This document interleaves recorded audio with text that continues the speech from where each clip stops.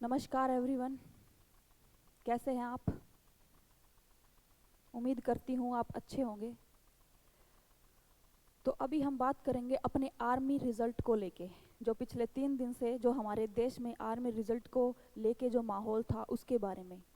तो हम बात करना चाहेंगे कि जो आर्मी का रिजल्ट हमारे सामने आया है, क्या वो सही था? क्या आपको उसमें कुछ धोखे की, कुछ गड़बड़ की आशंका नहीं लगी?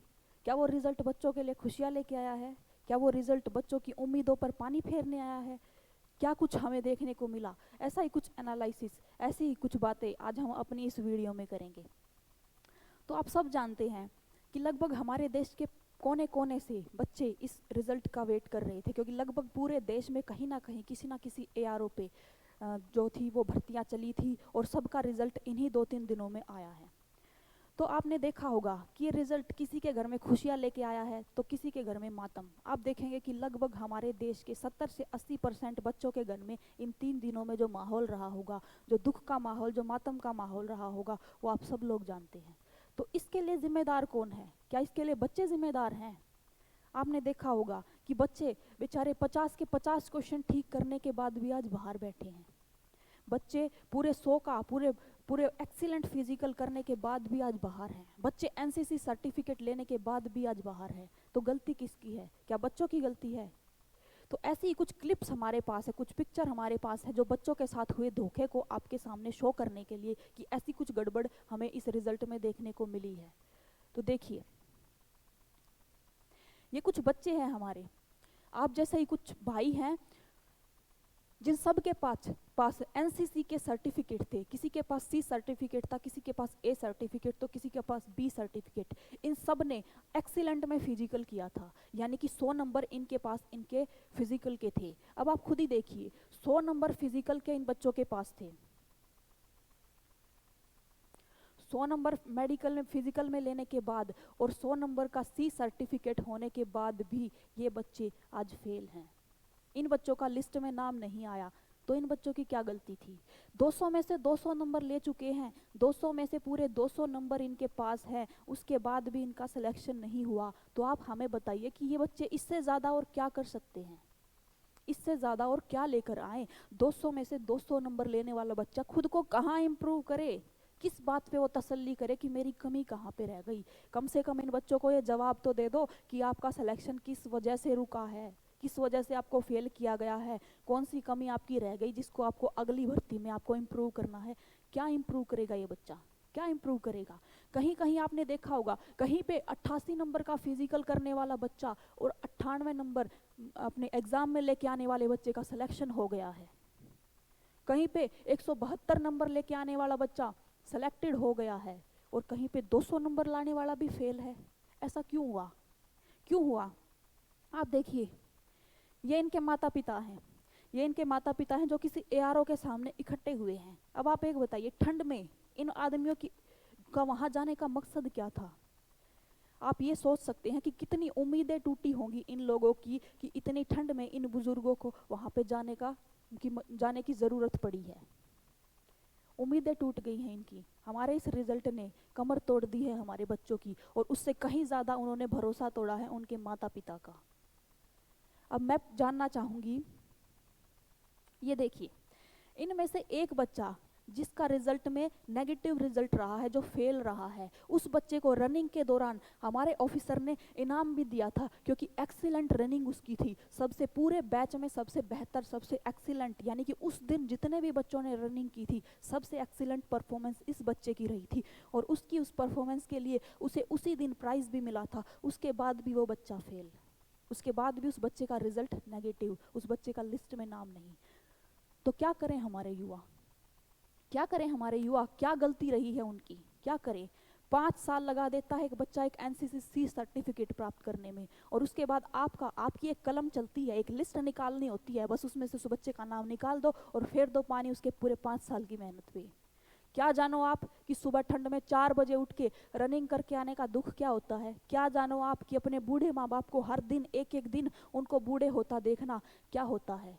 क्या जानोगे आप कि क्या बीती होगी उन बच्चों के दिल पे जो अपने माँ बाप को ये भरोसा दे के आए थे कि इस बार आपका बेटा फौजी बन के आएगा, आपके कंधों पे जो बोझ है उसको बांटने वाला है। और वो जब घर लौट के गए हैं तो वो उदासी के साथ लौट के गए हैं और अपने माँ बाप को एक और साल उन्होंने पीछे धकेल दिया है कि एक और साल आप हमारा बोझ उठा लो।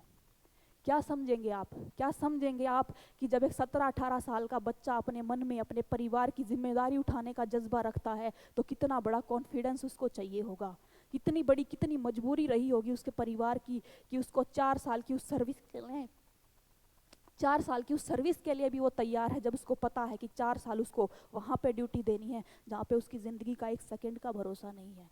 4 साल की उस सर्विस में उसको नहीं पता कि वो अपने घर का मुंह कितनी बार देख पाएगा, अपने घर के कितने फंक्शंस, कितनी खुशियाँ, कितने मौके वो त्याग देगा, उसके बाद भी वो इंडियन आर्मी में जाने को तैयार है।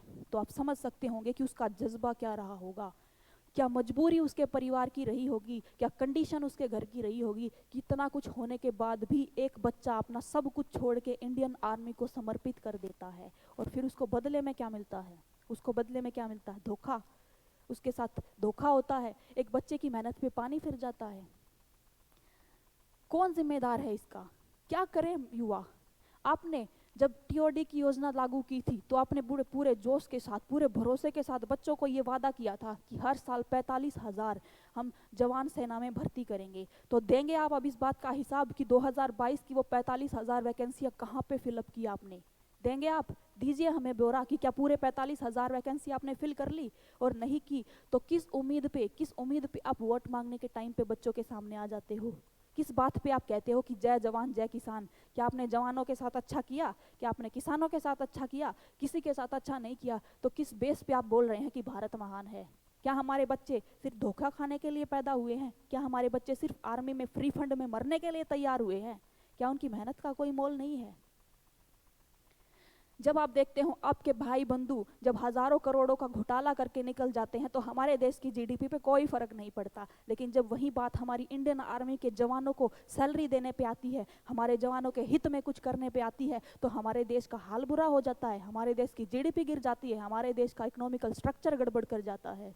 तो अगर हमारे देश के रक्षक के लिए आप कुछ नहीं कर सकते तो आप क्या उम्मीद करते हैं कि हमारा भारत देश ग्रोथ करेगा। आप बात करते हैं पूरे विकसित देशों के साथ कंपेयर करने की, आप बात करते हैं अमेरिका के साथ, चाइना के साथ खुद को कंपेयर करने की कि हमारी इंडियन आर्मी ये, हमारी इंडियन आर्मी वो, हमारी इंडियन आर्मी देश की तीसरी सबसे बड़ी सेना, चौथी सबसे बड़ी सेना। क्या आपने छोड़ा है उसको वीर, क्या आपने छोड़ा है उसको बड़ी शक्ति, आप तो उसको खोखला करने पे तुले हुए हैं। आपको क्या लगता है क्या बच्चों का रहेगा रुझान अब इंडियन आर्मी की तरफ अगर इस तरह के धोखे उनके साथ होंगे तो। अब आप मजबूरियों का फायदा उठा रहे हैं, आपको पता है देश के जो हालात है, जो मजबूरी है, एक गरीब का बच्चा जो बहुत जल्दी अपने परिवार की जिम्मेदारी उठाना चाहता है उसके पास कोई और रास्ता नहीं है, उसको झक मार के इंडियन आर्मी में आना ही पड़ेगा और आप पूरे पूरे जोर शोरों से उसकी मजबूरी का फायदा उठाने को तैयार हैं। पहले तो आपने बच्चों को खुश कर दिया कि 23 साल के बच्चों को भी इंडियन आर्मी में जाने का मौका मिलेगा, 2 साल का आपने उनको एज का रिलैक्सेशन दे दिया और उसके बाद आपको पेपर का लेवल आपसे सेट नहीं हो पाया। अगर आपके बस की नहीं थी बच्चों को जॉब देनी तो क्यों दिया आपने 2 साल का उनको एक्सटेंशन, मना कर देते कि हम तो सिर्फ जो हमारा एज क्राइटेरिया पहले रहा है उसी के अकॉर्डिंग बच्चों को लेंगे, बच्चों की कम से कम उम्मीदें तो नहीं टूटती। और अगर ले लिया था तो एक एग्जाम का लेवल तो सेट करते कम से कम, ताकि जो पढ़ने वाले बच्चे थे उनको भी अपना प्रदर्शन करने का मौका मिलता और जो फिजिकली में अच्छे बच्चे थे उनका भी अपना एक अच्छा स्ट्रॉन्ग वे रहता, दोनों बच्चों को बराबर मौका मिलता। पर आपने क्या किया, ना आपने फिजिकल वालों को छोड़ा, ना आपने पढ़ने वाले बच्चों को छोड़ा, आपने तो सबके साथ धोखा कर दिया। अगर आपको अपनी मर्जी से ही सब कुछ सेट करना था तो एग्जाम कंडक्ट कराने की ज़रूरत ही क्या थी, सीधा मेडिकल फिट जो बच्चे थे उन्हीं को ले लेते। क्यों बच्चों ने 1-1.5 महीना किताबों के साथ खपाया, क्यों रात को ठंड में बच्चे लाइब्रेरी में पड़े रहे, क्यों बच्चे अपने घर से दूर कोचिंगों में पड़े रहे, जब उनको पता था कि 88 नंबर के फिजिकल वाले बच्चे का कहीं पे नंबर ही नहीं आना। तो क्यों वो बच्चा, क्यों मेहनत की उस बच्चे ने, क्यों आपने 2 कैटेगरी रखी, क्यों आपने एक्सीलेंट और गुड में 2 कैटेगरी में हमारी मेडिकल फिटनेस को बांटा। आप सिर्फ एक ही रख लेते कि जो बच्चा 100 नंबर का फिजिकल करेगा वो पास, जो बच्चा 88 का करेगा वो उसी दिन फेल। क्यों आपने बच्चों के साथ ऐसा धोखा किया। ठीक है, हम जानते हैं कि आपका हम कुछ बिगाड़ नहीं सकते, आपका हम कुछ बिगाड़ नहीं सकते, और हमें मजबूरी में बच्चों को फिर से मेहनत करके आना पड़ेगा, फिर से बच्चों को मेहनत करनी पड़ेगी। हर बार टूटेंगे, उठेंगे, फिर से जागेंगे, फिर से लड़ेंगे। यही तो इंडियन आर्मी है, यही तो उनका काम है कि हर बार एक हार के बाद भी एक नए सवेरा जब आएगा तो नए जोश के साथ खड़े होना है। यही तो हमारी इंडियन आर्मी है। तो अभी मैं उन माँ बाप से, अगर किसी बच्चे के माँ बाप ये वीडियो देख रहे हैं, तो मैं उनसे रिक्वेस्ट करना चाहूँगी कि प्लीज़ सर, मैम, अगर आप हमारी वीडियो देख रहे हैं तो आपसे एक रिक्वेस्ट करना चाहूँगी कि हमारी सरकार को आपके बच्चे की परवाह नहीं है, आपके बच्चे को आपकी परवाह है। क्योंकि आप समझ सकते हैं कि वो अगर ठंड में रनिंग करने गया है, वो अगर मेडिकल में फिट रहा है, अगर वो रनिंग में पूरा 100 एक्सीलेंट फिजिकल मार के आया है, अगर वो पेपर में पूरे 48-49 क्वेश्चन ठीक करके आया है, तो आपके बच्चे की कहीं कोई गलती नहीं रही है। आपका बच्चा गलत नहीं रहा है, उसने मेहनत की है, आपके लिए उसने मेहनत की है। वो चाहता तो कहता कि मुझे इंडियन आर्मी में नहीं जाना, मुझे तो किसी और जॉब के लिए ट्राई करना है, वो और 5 साल आपसे मांग सकता था, पर उसने मेहनत की है क्योंकि वो आपके बारे में सोचता है। और इस वक्त आपके बच्चे को आपकी ज़रूरत है। आप जानते हैं कि आपके आसपास आपकी सोसाइटी आपके बच्चे को डीमोटिवेट करने के लिए, उसका मनोबल तोड़ने के लिए तैयार खड़ी है, और बच्चा पूरा टूट चुका है। पर इस समय आपको आपकी ज़रूरत है उसको। प्लीज़ उसका वो हेल्पिंग हैंड बन जाइए, उसके कंधे पे हाथ रख के एक बार बोल दीजिए कि कोई बात नहीं बेटा, एक बार और सही, अभी तेरे माँ बाप तेरे पीछे खड़े हैं। एक बार बच्चों की माँओं से मेरी रिक्वेस्ट है कि एक बार अपने बच्चे का सर अपनी गोद में रख लीजिए, वो रो लेगा, उसके मन का गुबार निकल जाएगा, क्योंकि उसको आपकी ज़रूरत है। वो चाहता है कि कोई एक हो जो उसको कहे कि अभी हम हैं ना, तू चिंता क्यों कर रहा है। वो फिर से उठेगा, वो फिर से लड़ेगा। अपने बच्चे का सपोर्ट कीजिए प्लीज़, क्योंकि आपके बच्चे से आपकी दुनिया है, और आपकी दुनिया अगर उजड़ जाएगी तो आपके पास कुछ नहीं बचेगा। आपके बच्चे का सपोर्ट कीजिए, क्योंकि पूरा सिस्टम उसके खिलाफ है, बस एक आप लोग हैं जो उसका सहारा बन सकते हैं। तो प्लीज़ रिक्वेस्ट है मेरी, और मेरे जो भाई जो अभी आगे भविष्य में तैयारी करना चाहते हैं, उनको मैं कहना चाहूँगी कि वेट मत कीजिए। सुनने में आया है, आप सबको पता है कि बहुत जल्द दोबारा वैकेंसी आने वाली है, तो आप लोग अभी से मेहनत में जुट जाइए। करना पड़ेगा आपको, क्योंकि आपके पास कोई और ऑप्शन नहीं है। अगर माँ बाप की तकलीफ़ें दूर करनी है तो बार बार टूट के भी लड़ना पड़ेगा, हर बार बिखर के भी दोबारा से मटना पड़ेगा, सब कुछ माँ बाप के लिए करना पड़ेगा। तो अभी से करिए। और जो बच्चे अभी अभी हमारे जिनका सिलेक्शन नहीं हो पाया, उनको मैं कहना चाहूँगी कि आपके लिए तो एक बहुत अच्छा मौका सामने आया है। अगर जल्दी ही वैकेंसी आ जाती है, जल्दी ही आर्मी में भर्ती आ जाती है, तो आपके लिए एक बहुत अच्छा मौका है, क्योंकि आप अभी अभी उस दौर से गुजरे हैं, आप तैयार हैं, आपकी तैयारी बहुत अच्छी पहले से ही है, बस उसको थोड़ी और धार देनी है, बहुत कम वक्त में आप तैयार हो जाएंगे। एग्ज़ाम पैटर्न चेंज होने वाला है, ये आपके लिए एक बहुत अच्छी अचीवमेंट हो सकती है, एक गोल्डन चांस हो सकता है।